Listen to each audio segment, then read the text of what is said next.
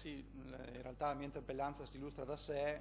Riassumendola, chiedo alla Giunta se c'è la volontà di applicare nella nostra Regione il decreto del Presidente del Consiglio del 6 marzo 2015 che disciplina le procedure concorsuali riservate per l'assunzione di personale precario del comparto sanità, in particolar modo rispetto alla stabilizzazione di medici per quanto riguarda l'emergenza-urgenza con almeno 5 anni di prestazione continuativa antecedente alla scadenza del bando, ancorché non in possesso di diploma di specializzazione, questo proprio alla luce del fatto che c'è anche la riorganizzazione del sistema dell'emergenza urgenza, per cui aspetto di sapere se la Giunta ha intenzione di applicare questo decreto. Grazie. Grazie, prego, Assessore Tedesca.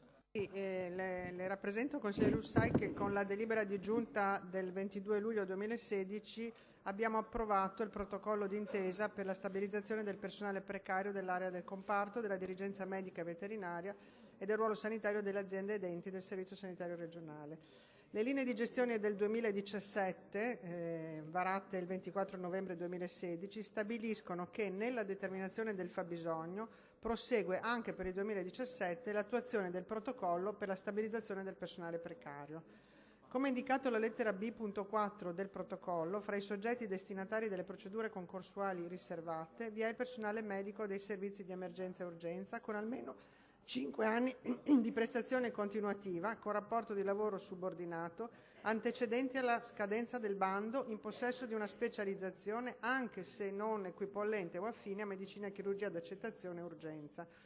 Quanto sopra in ottemperanza al documento che anche lei ha citato, recante linee guida per l'applicazione del DPCM 6 marzo 2015, approvato dalla Conferenza delle Regioni e delle Province Autonome nel luglio del 2015. Prego, consigliere Russai. Io ringrazio l'assessore, sì, avevo visto il decreto del 22 luglio 2016, avevo letto anche le dichiarazioni mezzo stampa. Questa interrogazione era depositata in agosto, per cui evidentemente c'è stato anche poi un intervento ulteriore che comunque andrò a leggere, e ringrazio l'assessore per il chiarimento.